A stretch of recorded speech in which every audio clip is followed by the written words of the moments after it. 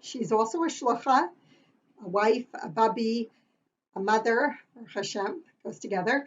And she is the founder and principal of Mugging Israel Center together with her husband.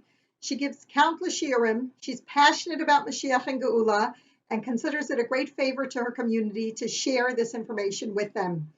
We are delighted to bring you Mrs. Tammy Chaimpour of Great Neck, New York. She'll share with us how she communicates this information to her community. So, what do we do when we want to talk to the world about Mashiach? And why have we been so hesitant? I recently spoke for a group of ladies, and at the end of it, one of the ladies came up to me and she said, "Well, Tammy, thank you so much for debunking the concept that Mashiach is a taboo subject. Thank you for teaching us." For some reason, people have this strange notion that Mashiach is a taboo subject. Secondly, people are afraid. They seem to think that Mashiach is synonymous with the some colossal Rahman Litzalan apocalypse of the entire world. And Baruch Hashem, the Rebbe has taught us otherwise. So firstly, why do people think that it's such a mystical thing? They seem to think that when Mashiach comes, we're no longer going to be ourselves. We're going to become these floating angels. And that Mashiach himself is some floating angel. And it's simply a lack of learning Das Torah. You see, Mashiach is not any different than teaching any other subject in Torah. So when we want to get someone to keep Shabbos, we teach them the halachos. Kashrus, same thing. Mashiach and Geula is not any different. When we want to teach people about Kabbalas HaMalchus, about the Renaissance, about reestablishing Malchus Beis David, it's the same criteria. What is Das Torah? What does Torah tell us? What does Hashem want? And the only way we know what Hashem wants is through Torah. Well, let me tell you something. If you could teach Taharas HaMishpacha, you could certainly teach Mashiach and Geula. Just go back to the basics. Open up Hilchos Melachim and teach simple things such as that Mashiach is a human being born to a father and mother, that he is a melech. And a melech means a king. By definition, a king needs to be appointed by the people. He can't come and say, "Hello, I'm Mashiach, accept me." That would make him a dictator. It's us, the Amcha, the people, who have to come and appoint him. And I also, of course, refer a lot to the Gemara Brachos, which talks about how Mashiach can come from the living or from the Shechne Afar, and that it's by no means a contradiction to what the Rambam talks about when he talks about Imkam Melech Yisrael and Vim Neharag Chas v'Chalila. There, it's talking about Im Neharag. It's not talking about a natural process, and it's not just talking on a simple physical level. I think that everyone can agree that since Gimel Tammuz, the Rebbe's koyach is hoylech v'gadol v'oid v'oid. The Rebbe's influence on the world has only grown and manifested a thousandfold, has spread more and more.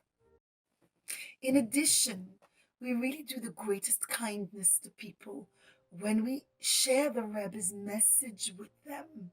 So many people are afraid of Gog Magog. I've had people tell me, "Oh, Mar Tammy, I know we're supposed to want Mashiach, but I don't want it because I'm so afraid that there's going to be some colossal war and everything will become destroyed. There'll be chas v'shalom, the end of the world, God forbid." And it's so important that we teach them what the Rebbe has taught us. Firstly, that Gog Magog has already happened. It's happened throughout the length of our galus, that it's been more than enough covered between all the Tach and Tat pogroms and the destructions of the Beis Hamikdash And I'm not saying it's in chronological order. Yeah, in Spanish Inquisitions and in Holocausts, that over and above, we've already finished that. And that even if you want to say that there is a Milchemet Gog Magog that's supposed to come, well, the Rebbe quotes Perik Bet of Tehillim, where it says, Lama rak shagoyim, ulimim yegu rik. Why do nations clash with each other? That Gog Magog is about the nations clashing with each other and not the Yidden. Not that we want Chas v'chalila, the Yidden going to suffer. Egurik, why are people worrying about Hevel Verik, about nonsense? We don't need to worry about this. Mashiach is simply revealed good, and we need to go out there and give this message to the world because people are sincerely concerned and afraid. And when we teach them, they're simply so comforted and so relieved. So, number one, we need to teach people what does Torah say about minui melech, about pointing omer zeh. Hashem sent somebody who is suited to be melech HaMashiach. You know, it says that if a generation doesn't bring the Geula, doesn't bring Mashiach, it's as if they destroyed Chas v'chalila, the Beis Hamikdash. So I ask you, how can we be accused of something like that if there isn't someone suited to be Mashiach? You understand? In every generation, and certainly in our generation, Hashem is over and above given us the best Mashiach who halachically fits the criteria. I want to just dwell a minute on the concept also of Becheskat Mashiach.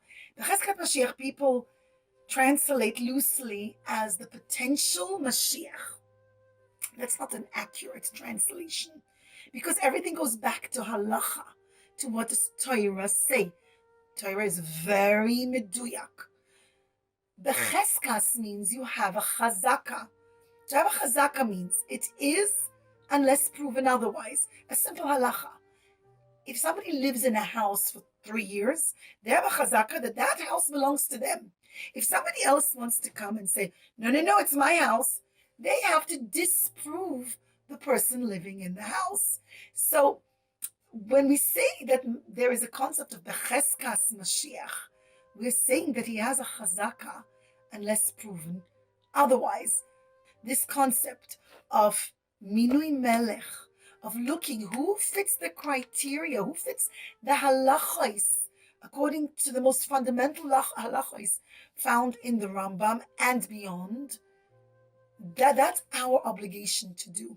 So may Hashem bless us. May He crown our efforts with with success, with the ultimate crown, the crown of crowning our Melech HaMashiach. And as we began by saying, "Vet semach David avdecha mehera tatzmiach."